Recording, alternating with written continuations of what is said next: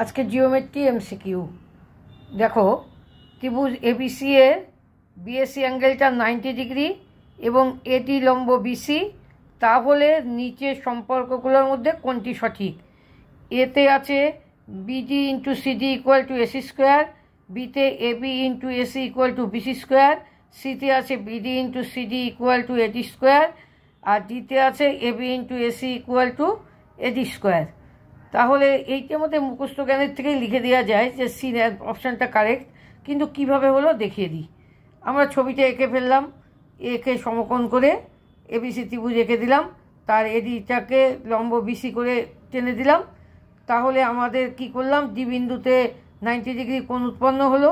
তাহলে আমরা দুটো ত্রিভুজ নিচ্ছি, এডিবি আর হচ্ছে এডিসি, দুপাশের এডিবি এডিসি।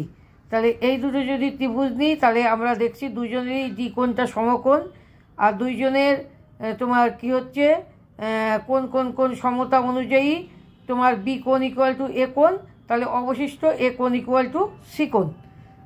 হ্যাঁ, তাহলে এইটি কি হয়ে গেল, এই দুটো ত্রিভুজ হলো সদৃশ্যকোণী। তাহলে ত্রিভুজ এবিডি আর ত্রিভুজ এডিসি এরা হলো এসিডি বলো বা এডিসি বলো সদৃশ্যকোণী। তাহলে অনুরূপ বাহুগুলো কি হবে, সমানুপাতিক।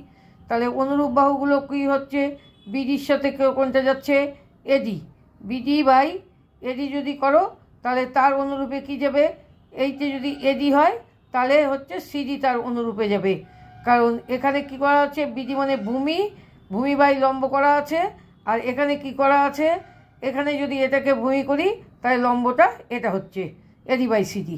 তাহলে এইটাকে গুণ করলে কি হচ্ছে, এডি square equal to BD into CD.